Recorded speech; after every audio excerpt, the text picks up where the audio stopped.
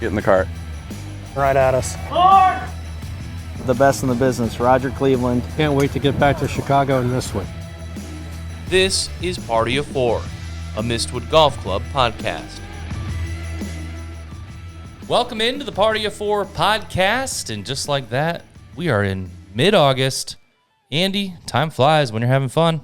Yeah, it's been too long since we've been back in here. Yeah, Germany got concerned. They're going to send out a search party. I bet they were worried about us for sure. All of our listeners out there, but we're bringing back the crew. We have also starring Scott Hogan.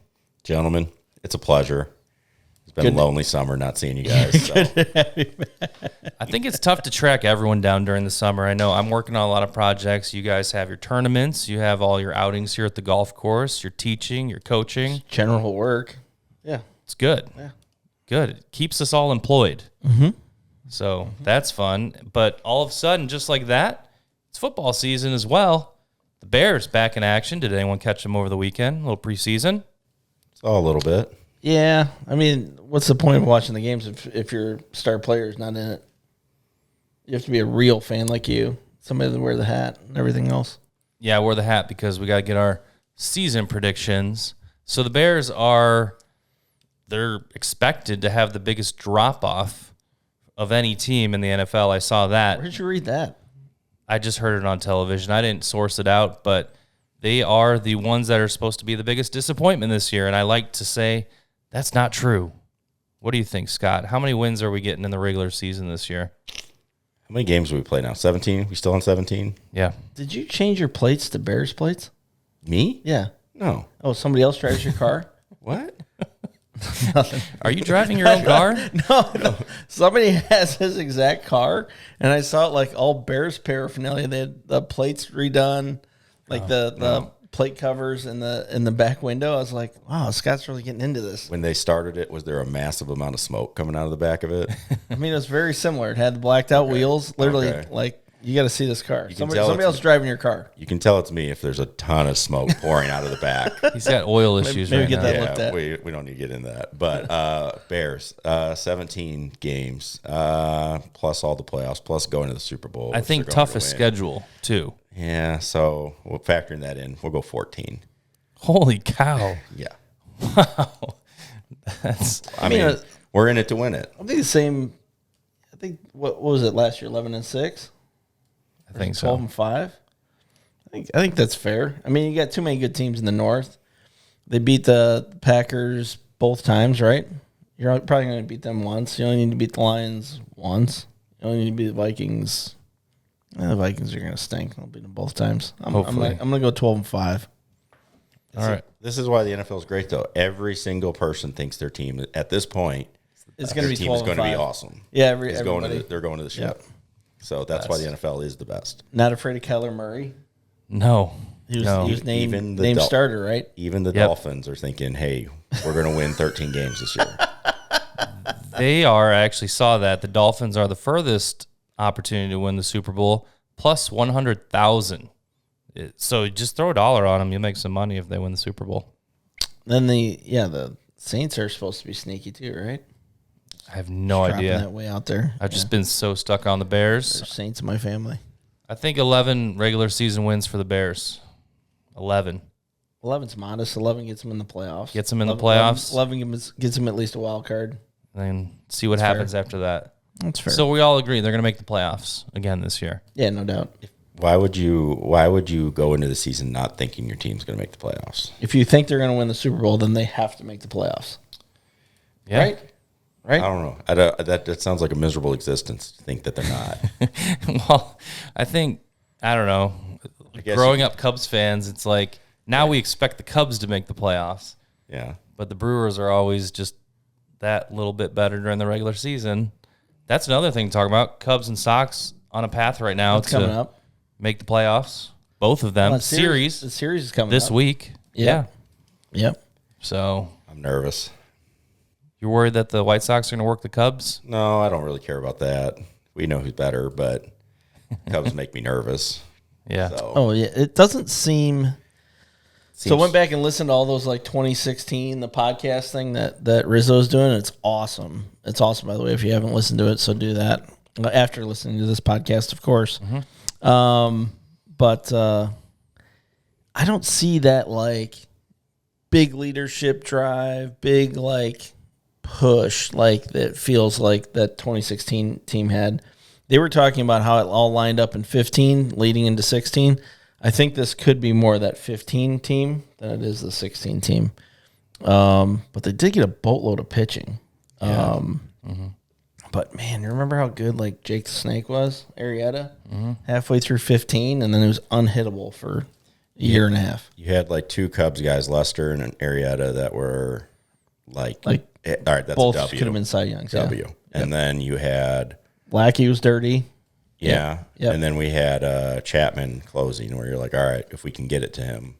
And then Hendricks was so dependable, always just an innings eater. Yeah, not that we need to rehash 2016 Cubs. I just don't Mike see Montgomery like was solid as well in the bullpen. I don't see that same kind of magic yet, but man, they win a lot of games. I get the leadership part of it because you talk about like Jason Hayward, Anthony Rizzo, Chris Bryant, Kyle Schwarber. Like you had that core leadership. And this one, you have a lot of young guys for sure. And obviously Pete Crow Armstrong's pretty good. Yeah. But like, yeah, is Dansby Swanson actually going on the injured list with an oblique, hopefully only out a short time? Is there that one person or two people that really drive the team into staying focused? I don't know. They kind of live behind the scenes. It's not as like in your face as I feel like 2015, 16 was. I just like the games I went to in May and June, like that team can pop up at any time. They go silent. They don't hit much. I feel like that team can pop up at any time, where those teams in the past had enough guys that were bombers, but also just good hitters. That's what I'm scared of. Is 5-game series or 7-game series. Like, they could have 3 or 4 bad games. You're done. You're toast. That's how 2015 was. 2015 was kind of supposed to be the year they go and play the Mets, and they get blanked. Because that was like back when DeGrom was so good. And Syndergaard back then? Yeah, I went to 2 of those games during that season. Series, and it was like shutouts. Like, oh, this is fun. That was the Daniel Murphy too. He was Yeah. an absolute monster. Yes. Yeah, it's like who's this guy? I remember that. Yeah, it was crazy. Well, speaking of championships, we had the club championship at We Mistwood, did. and it was the biggest one yet. It was big. We had 130 something players. It's kind of fun to watch how people act when they aren't tournament players. So that's always fun for us. We always have kind of a side commentary going in our text. Not making fun of everybody. It's just little nuances that people do that's just different. Sometimes people, we've talked about in the past, have shown up like 4 hours early to start practicing, like they can cram for a test or something like that for that day. Some really interesting tee shots always go off the first tee. I'm guessing some of those guys can't feel their hands or forearms because they're so nervous hitting that first shot, but and also scores get a little higher because now we have to actually make that one that's good from 2 feet on a lot of occasions. So it's good. It's good pressure. It's good fun. I think everybody that played in it had a good time. We were a little wet like everybody else, but all in all, it was a good test, good weekend. We had a couple really close flights, a couple playoffs, and then we had a couple absolute dominant flights as well. We had one of the ugliest playoffs I've ever seen. Yeah, tell the story. You don't have to give names, but you can tell the It was story. for B flight. I mean, they don't care if I tell the name. You but- already told them. Yeah. So imagine Mistwood, and we're playing the back 9 because we did the state am routing. So we're starting on the 10th hole. Both of these gentlemen basically hit the ball pretty well. They're just off the green. They both basically blade chips and make just dirty 5s. So we have number 10. We go to the 11th hole. One gentleman hits one dead right. We are not able to find it, but we are playing the fescue as a red penalty area, a lateral red penalty area. So he's able to take a drop, hits it up there, makes 5. The other gentleman, 3 putts from 15 feet directly below the hole. Like, I would have definitely given him the second putt, just whiffs it. Now all the drama starts. We're on 12. First gentleman hits it dead right, like a pop-up shank drive off the hosel, goes into the water that's just right at the bridge. That's maybe 120 yards off the tee. He has to take a drop all the way up on 11 green, just off of 11 green, He's got like 240 coming in. He hits it in the junk. Meanwhile, the other person tees off the 12th hole, hits a nice drive, is sitting there at 120 yards. Said he mislasered it. Thought he had 140 yards and hits a home run. Touch them all into the field over the green, which is out of bounds. Oh, man. Drops again. Scrambles his way to a 7. And this other gentleman chips up 2 putts after hitting it also in the hazard on a second shot. They have the hole with a 7. Oh, and then on the 13th hole, which we were playing as number 4, the gentleman wins with, I believe, a 4. So that was the first par we saw. Clean finish. Yep, clean finish. Really, really nice finish there. I think if I'm counting right, it was at least 5 over for those holes. So, yeah, barn burner coming in. But, yeah. Well, drama. It was fun. It was drama. It was good. Yeah, great job by the golf staff and food and beverage Especially as well. Frank did a great job. Frank puts a lot into it. Yep. Yeah, absolutely. So, kind of here from before sun up, sundown, and it's 2 long days. It's good. Long weekend and cart path only too yesterday. It was a bit spongy, but Ben and his crew did an awesome job. Everyone complimented the grounds crew. Yeah. I mean, just to be able to play was a win for sure. And we've had 9 straight days of rain. This is the first day it literally hasn't rained. I don't know if it was accurate or not, but again, we got to check those sources. But it said something like we get 38 inches of rain for the year, and we've already had 30 over the summer. It was some crazy number, just a crazy number. I feel like we would get more than that. I mean, I would too. But either way, maybe it was over a certain amount of time. Maybe it was maybe 38 season and or something like that. We're already.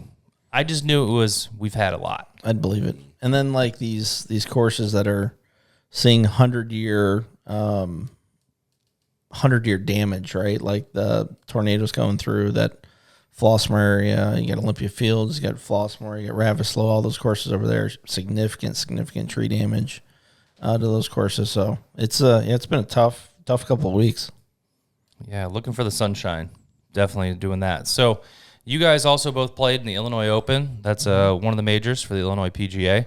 And I wanted to ask you guys, because I think overall the outcomes probably weren't what you guys were hoping, but how do you prepare for a tournament like that, or how do you kind of go back and think about how it went and use that information going forward?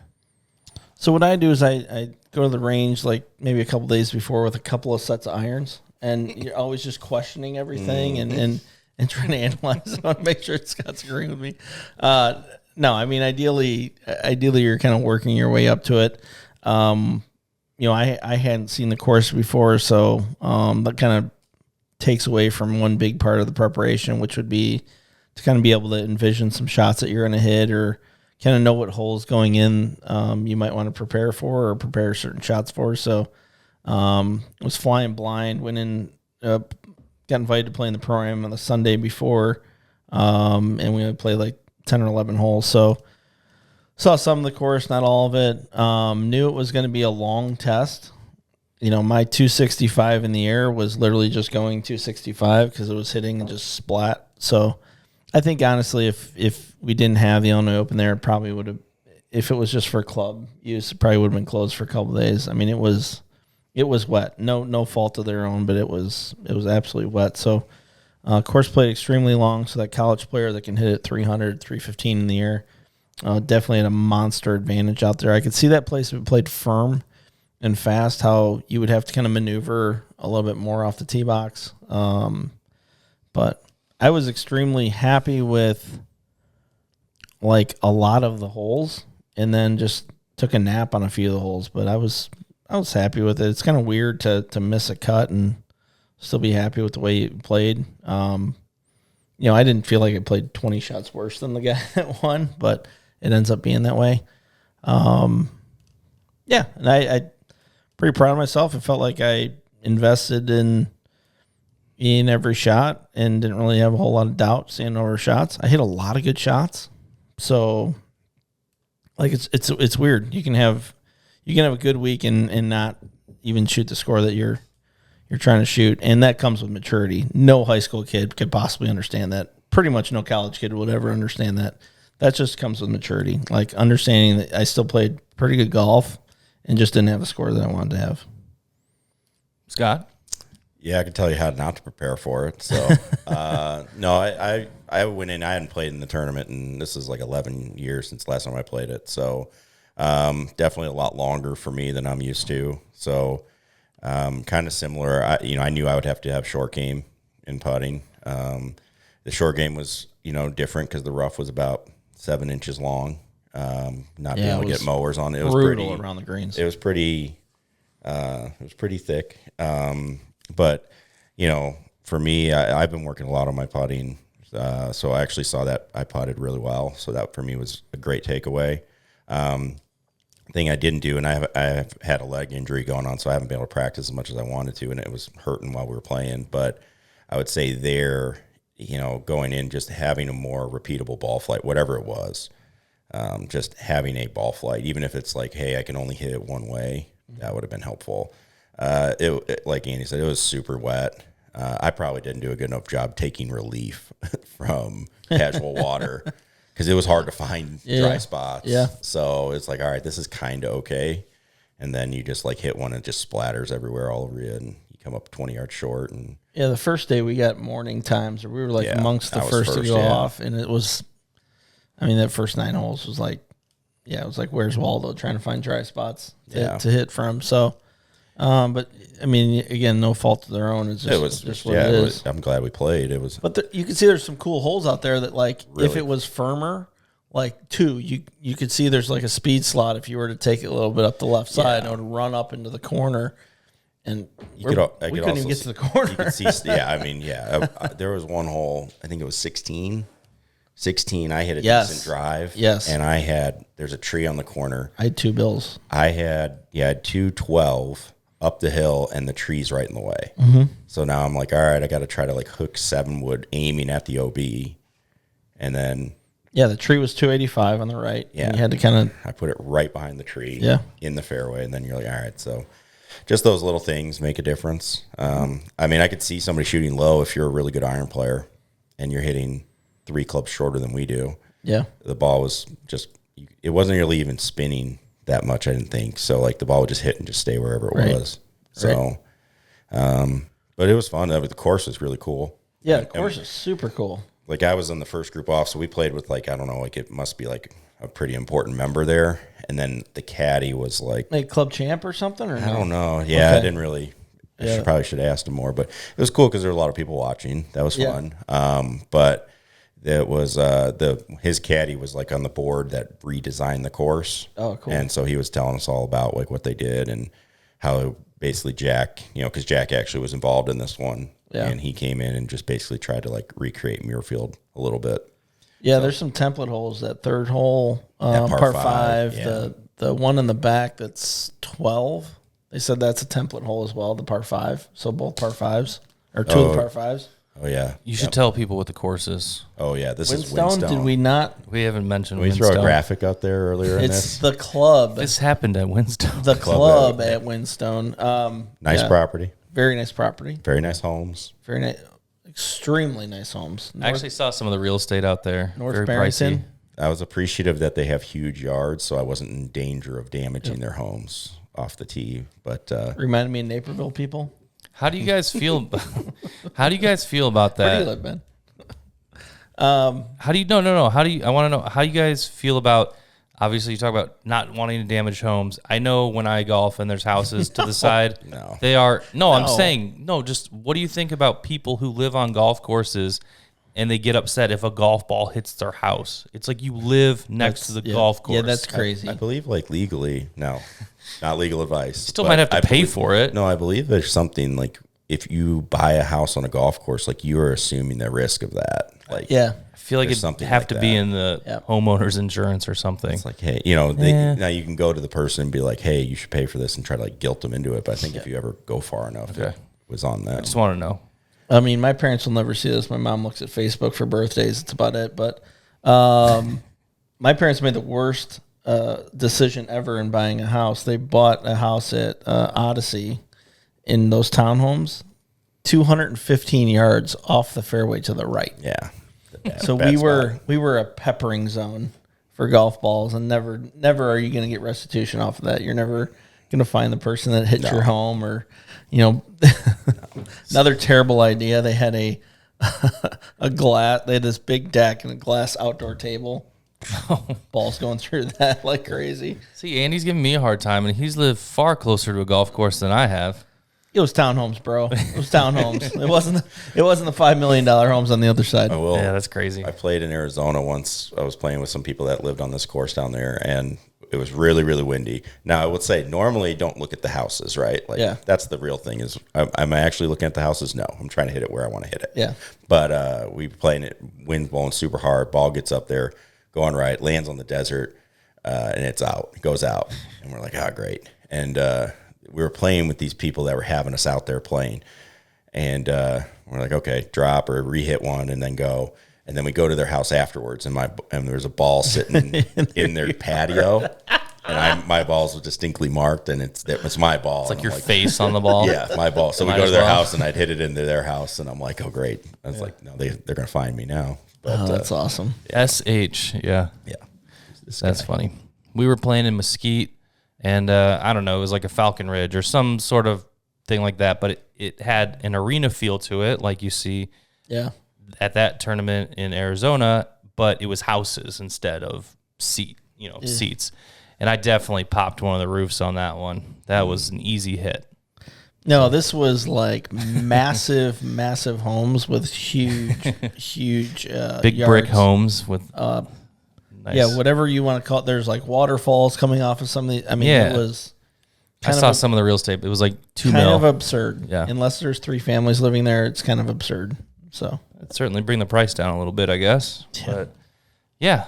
All right. Well, that's exciting. I want to know what's up next for you guys. That's big or tournament wise. I know you have some stroke play events and things like that. But we have our Illinois PGA Championship next week. That's at where's that at? Where's it? Elgin. Yeah, that's at Elgin. So that's a fun little course. Definitely not a length thing. It is a shorter golf course, but you got to maneuver it around there. Sometimes work it both ways on some holes.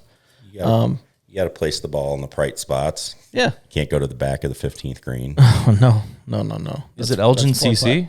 Yeah. Oh, so that one's pretty, I feel like that's hilly, isn't it? Yes. That's what I saw when I was there. It's fun when you start on one because you just get the most handshake opener hole. Oh, yeah. Ever. It's like a 480 downhill 30 yards. Yeah, if you catch it in the right spot, you have like driver pitching wedge in the first hole. Par 5. That's awesome. Yeah. So, the par 5s out there are kind of quirky for sure. 18th hole is, I've ripped balls. I think the first round we had the section championship a few years ago there, I think I ripped 3 balls off the front and made an 8 or 9 that year. But it's a good golf course. Good golf course. I've always played well there. Actually, Frank's played well there in the past too. So, interesting spot. Looking forward to it. Need to kind of get something together from a mental and physical standpoint as far as like being in a pretty good headspace going in. That's a big part of it. But this is to qualify for the PGA Professional Championship, yes, which sir. you guys have done, and it's a big deal. Yep. Missed it this year, which stunk, which was at Bandon Dunes. Probably would have made me poor anyway, getting out there and potentially missing the cut anyway. Even if I did make money, I probably still would have lost money going out there. But that's not what it's all about. It's all about it. The chance to play in some fun events like that. But where's the PGA in 27? It's probably not as cool as Bandon Dunes. But the Club Pro? Or Club Pro. All right. Might be Congressional. Oh, no. It's Stream Song. Oh. That's cool. Is that Black? On Stream Song Black? Or maybe. Probably playing both. Yeah. Or a couple of them. Yeah. So I would love to make it down there. That'd be fun. I always like Florida golf. I'm one of those that actually likes Bermuda. A lot of people hate it, but I'm a Midwest guy that loves Bermuda. So I've seen Scott work the chipping game down there in Florida before. Has some notorious videos. It's gotten way better. We were talking before we came on. Says he's ready. So, all right. So go back to Illinois Open. All right. Chipping. Other than when I had the absolute worst possible lie because I had to hit 4-iron into a green and it just rolls off the back edge, and then you're in the worst possible lie you could ever have for swamp grass for a 10-foot chip. Chipped it phenomenally. And bunkers were good, but those bunkers at that place were at Windstone were phenomenal too. What's the key? What's the key to your short game at the moment? What's your thought? What's your move? So we had Joe Mayo out here a couple weeks ago. Okay. And he said something to me. He explained to me something to me after he was working with his student about keeping the face closed. Matthew Bavon. We're huge fans. We are. He is the man. Huge fans of We him. got to get Mr. on his back somehow because he's awesome. He's awesome. Big fans. Frank's a huge fan too because he likes Frank's music. So, Yeah. but about keeping the face more closed, and I've been working on it. I did it at Windstone. I mean, at Windstone, I hit the first drive, so we were the first group off. Mm-hmm. So I pulled it left at the bunker off of 1. Yeah. I was a yard short of the bunker. We thought it plugged. It was not plugged. Mm-hmm. I checked it, everything. It was just the worst lie ever. So then I hack it. I barely get over the bunker, but I'm able to run it down there. Yeah. And I had like a 30-yarder downhill lie, super wet, off up to that left. Yeah. And it was on where they start doing the different cut. Oh, yeah. And I was like, all right, this is the first shot, first hole. Let's try this out. And we clipped it up there. We had like 8 feet, and I was like, all right, Nice. we're running. We're playing with gasoline here. Yeah. So Nice. it was good. So it was, but no, that was a big thing that he showed me. So it's way better, but I do keep that video that you're talking about as a reminder. More shut. What do you mean? You got to close the blade throughout the motion. Yeah. Yeah. But the blades can start. You can a start little open, but it has to be closing. Got it. Has to be closing. Yeah. And it's brought back a lot of old feels, especially on like really short shots. Mm-hmm. Can hit those again. But then if I do it wrong, I can feel like what the issue is too. But it just made a lot of sense. And I think part of it too, if you nerd out a little bit, right? If you're closing the blade's working down more too. It gets the leading so edge it's getting down. steeper. Yeah. It keeps the leading Keeps edge in the low. ground longer. Yeah. The one thing that does happen, depending on the lie, it will stick in the ground, but usually I've hit the ball by that point.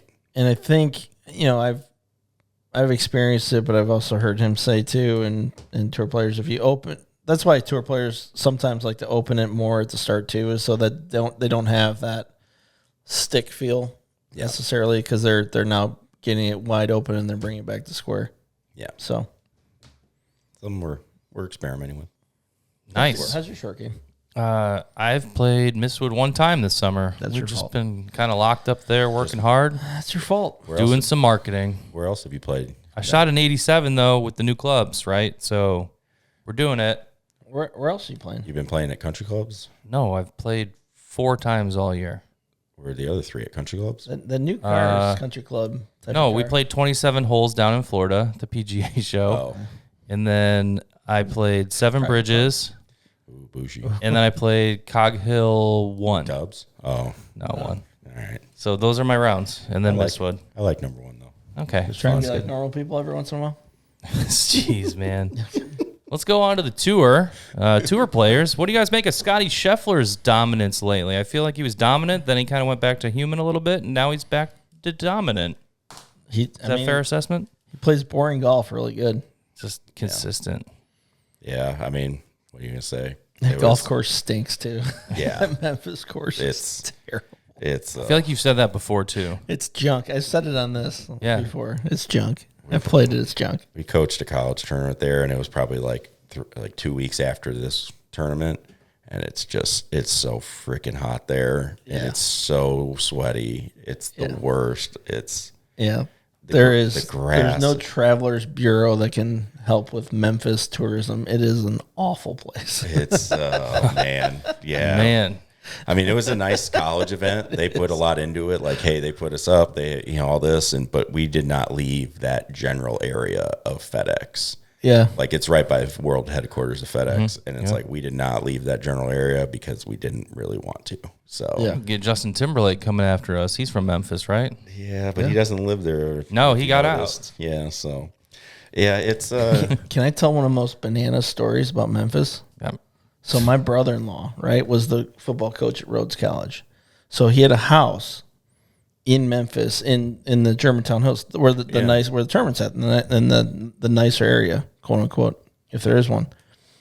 So this is really creepy. So what would happen is he would, being a football coach, you're coming in and out hours and everything else. But when he would come home at times, there'd be stuff like sitting out, like, peanut butter jar open or bread open or whatever, and stuff kind of felt moved around, right? So a couple months go by. He ends up getting a different job, moves back to Wisconsin to coach, I think, at Whitewater at the time. Come to find out, after they moved out, the next residents found a squatter in the attic. Just living in his house. A squatter in the attic. He might have had a squatter in there while they were living there. Jeez. Isn't that bananas? Yeah. It's so hot up there. So that's what I was thinking. Like Memphis. Like, don't worry about the extra person in the house. right. It's so hot up there. That guy's I'm maybe squatting from what, November? I'm impressed he made it. Yeah, Like, November to February. So this may or may not have happened, but he said it always felt weird in that house. Like he not a believer in ghosts or anything like that, but he was like, something about that house just always felt weird. Nope. There could have been somebody living in there. Not doing it. Bananas. But no, in the attic? Yeah. In Memphis? All right. That's nightmare fuel. All right. Well, Sounds good story. Yikes. I will give a shout out Commissary. That was a restaurant we went to. That was in the Germantown Hills. We'll say something nice about Memphis. I like Marisol. Marisol is good. The Justin Timberlake course. I've never. That was good.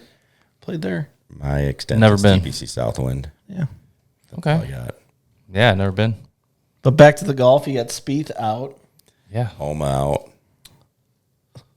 I didn't know he was on anybody's radar.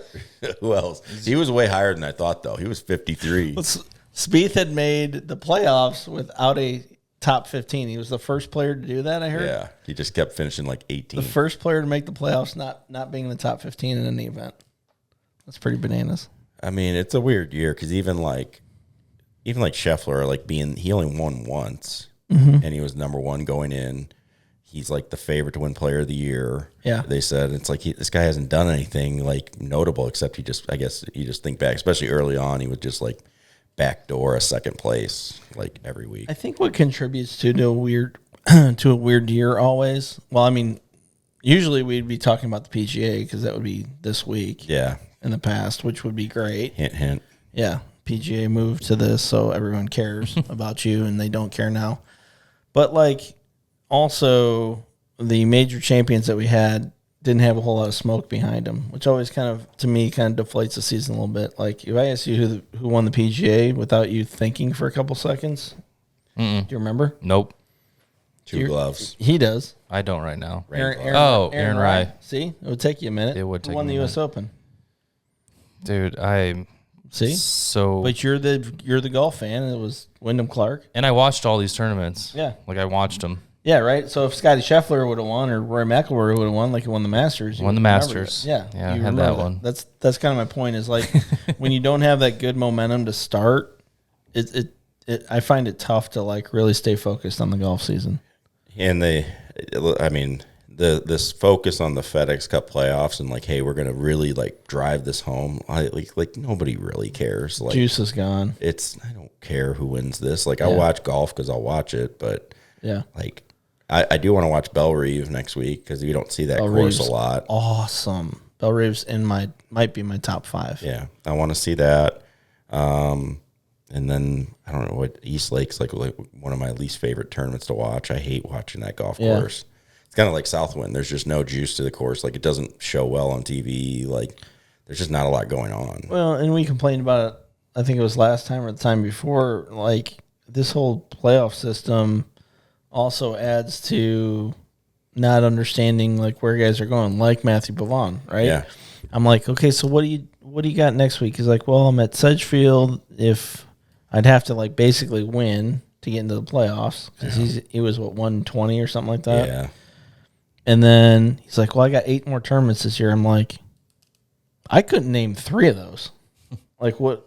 I'm trying to figure out what the 8 were. So there's the one in Utah, but anyway, it's like, is that the remainder of the season, or does that start the 27? Yeah, season? I don't know what the fall series is. It's like just Yeah. to earn more points to like reshuffle for next year. Like you can't get into the top 50. Yep. So it's like we're just shuffling for more. So like, can the top 50 even play in these? I don't even know because it doesn't affect that. And then isn't the tour trying to push to February? Like we're not going to see I think everybody's favorite, or one of everybody's favorite events, non-major, is the Farmers, is San Diego.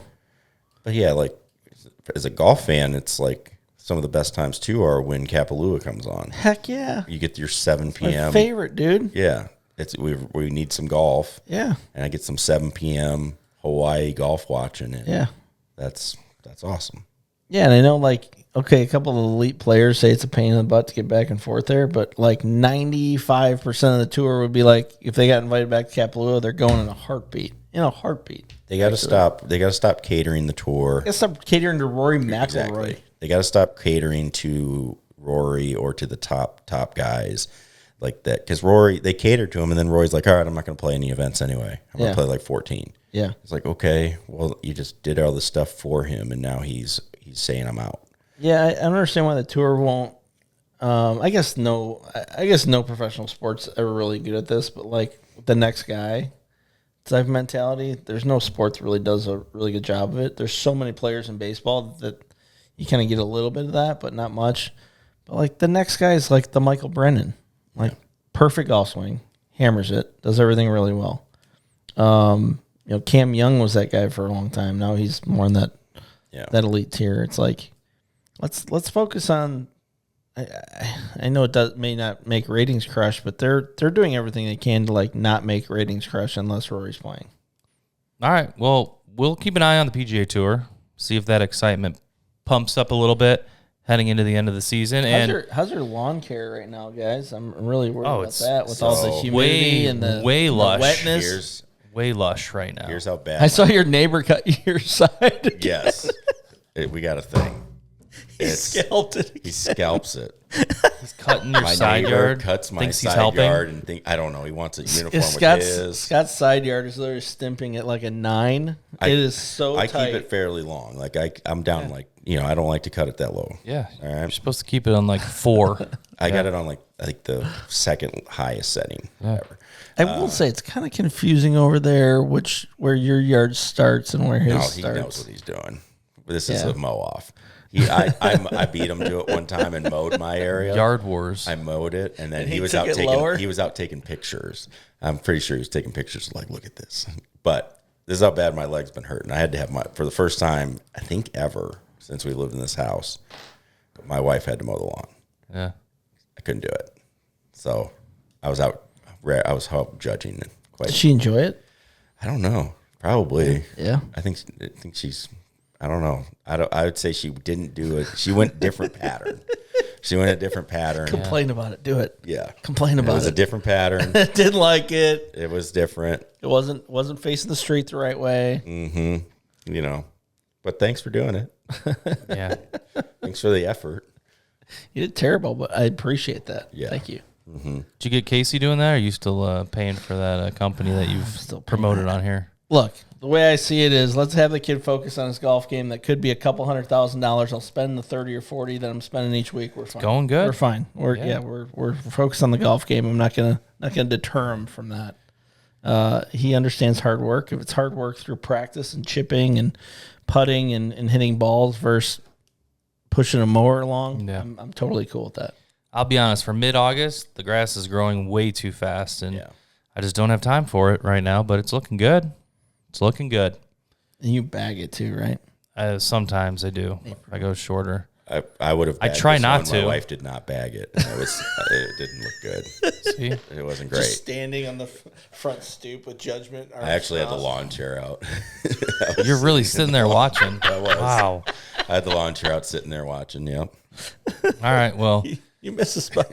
Yeah, back, go she back. did.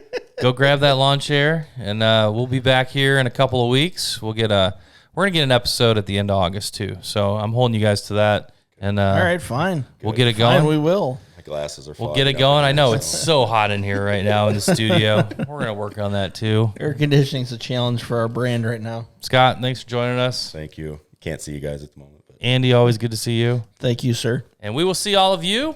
Thanks for listening. Thanks for watching. See you next time. Get in the cart. Right at us. The best in the business, Roger Cleveland. Can't wait to get back to Chicago in this one. This is Party of Four, a Mistwood Golf Club podcast.